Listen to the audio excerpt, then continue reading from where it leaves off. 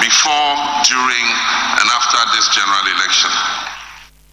Away from that, let's do some politics news where the presidential candidate of the Movement for Change, Alan Kojo Tremontin, has urged Speaker of Parliament, Alban Bagbin, to respect the Supreme Court's ruling while promptly seeking to overturn the majority Leader Afenyo Markins's application, which led to an injunction on his decision to declare 4 parliamentary seats vacant.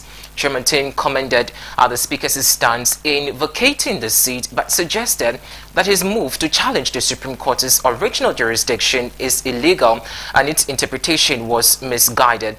He emphasized that the Supreme Court should maintain the principle of separation of powers, respecting parliamentaries' autonomy in decisions made by the Speaker.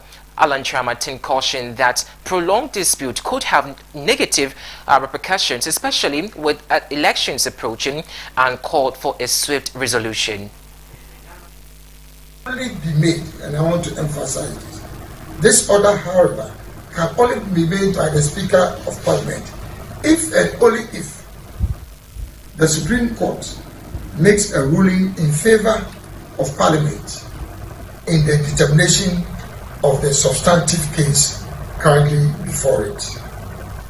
Ladies and gentlemen, with barely 4 weeks to the general elections, it is absolutely critical that all parties, that is the judiciary, the legislature, the executive, and indeed the citizenry of Ghana work towards a resolution of this delicate matter to ensure a peaceful path towards the 2024 general elections in December. I thank you for your kind attention. God bless our homeland Ghana and make our nation.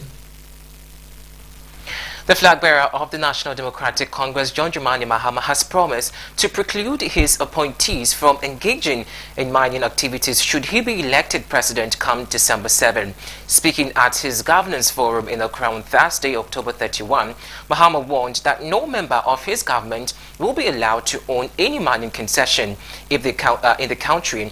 He warned that his appointees of his government who flout this would swiftly be dealt with. John Dramani Mahama further promised the fight against galamsey activities by ensuring that mining in water and forest reserves is banned.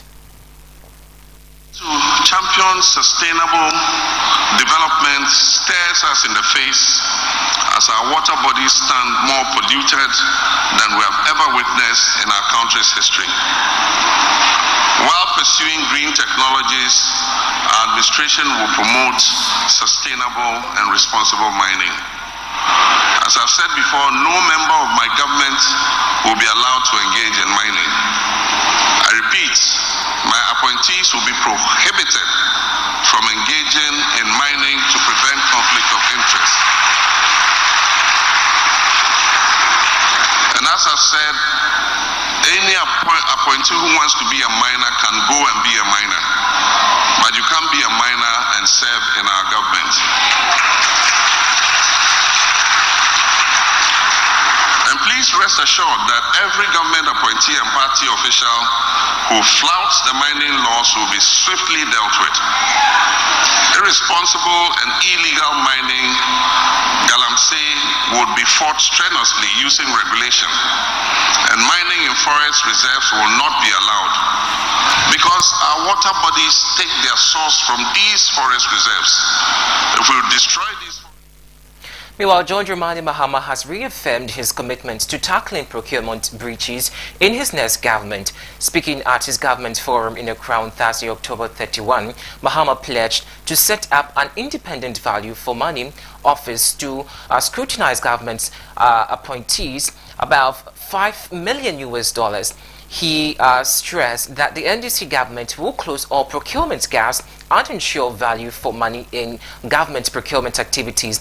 He further indicated that he would amend the Public Procurement Act Act 2003, that's Act 663, to make single sources and restricted tendering an exception in government procurement. Sure, value for money and transparency in the award of contracts We will set up an independent value for money office, which will be responsible for scrutinizing any government procurement that is above $5 million, or as Parliament may determine. Parliament may determine a lower figure. That is left with Parliament to decide. But every contract or procurement that is above a certain figure will be subject to independent value for money audit. The Public Procurement Act of 2003, Act 663 as amended, will further be amended to make single-sourced and restricted tendering an exception rather than the norm. Working with the judiciary, special courts will be established to prosecute and sanction persons in whom adverse findings are made by the Auditor General's report and by Parliament. To ensure. And now the Womenpreneur Tour Africa, an organization focusing on supporting women and technology and entrepreneurship in partnership with the Cosmos Innovation Center, Jimbe, our consultant, ALX Ghana, Sant Technologies and The Futurist on October 31, 2024 held a panel discussion which was moderated by Nina Nis on the role of institution in fostering women's entrepreneurial participation in agri-tech and fintech in Ghana. Derek Kumukisiedu has more to this story. The Womenpreneur Tour Africa, an organization focusing on supporting women in technology and entrepreneurship in partnership with Cosmos Innovation Center, ALS Ghana, Sant Technologies and The Futurist, on October 31, 2024, held a panel discussion which was moderated by Nina Nis on the role of institutions in fostering women's entrepreneurial participation in agri-tech and fintech in Ghana. The Director of Small and Medium Enterprises SMEs, Agency Banking and Partnerships at Absa Bank Ghana, Audrey Abeka, speaking during the panel discussion, stated that most barriers, such as collateral, which was a hindrance to many, has been addressed by most banks, whereby banks now give loans to small and medium enterprises without collateral. So, whenever it comes to challenges, I'm not surprised that collateral requirements keeps running, but do you know that today banks in Ghana are lending without collateral? Are you aware? Yes. So that barrier that we keep talking about has been addressed, at least to some extent. Now, if you take my bank, Absa, for over 5 years, we've been lending without collateral to SMEs up to 500,000 Ghana cedis. He mentioned information asymmetry. In most cases, the information the bank requires and what you can provide is a gap. That also has been addressed to some extent. When you borrow up to 1 million, you don't ask for 3 years audited account. You don't ask for certain information that may be a hindrance to you. So you need to know these things so that you don't keep on holding in your mind that there's a barrier, there's a challenge. And for us women, we struggle to get funding. And when the solution has been addressed to a large extent. The founder and CEO of the Womenpreneur Tour Africa, Sena, shared her objectives and her motivation for coming up with this tour. She said access to funding has been a challenge to most women. I am the founder and CEO of Womenpreneur, which is an organization focusing on supporting women in technology and entrepreneurship. We are active in more than 23 countries and we have supported more than 20,000 women. Today we are here in Accra in Ghana. We have been here for the past 2 weeks touring around Ghana to meet women entrepreneurs who lead startups in agri-tech and fintech.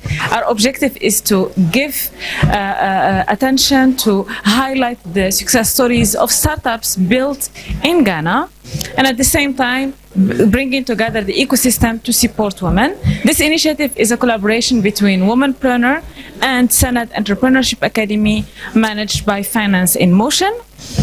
We have been touring across different countries. Away from that, the National Media Commission, NMC, has issued a strong warning to media outlets, urging them to exercise caution with the content they broadcast and indicating it's ready to enforce penalties on organizations that breach its regulations. During the Commission's regulatory meeting on offensive media content with radio and TV stations on Thursday, October 31, the NMC chairman Yabuedu Ayabuafo expressed concern over the programming choices of numerous media outlets and called for heightened responsibility in broadcasting. The NMC report revealed it received close to 900 complaints this year covering issues such as sexual content, money laundering and loan fraud, with over 40 media organizations reportedly involved. Among these include Oyeripa TV, was specially cited for airing explicit materials. However, the station's management voiced disappointment at being singled out in the report. Despite this, the Commission also defends its action, stating that the level of obscenity broadcast by Oyeripa TV posed significant harm and suggesting it may refer the matter to the National Communications Authority to consider revoking the station's license.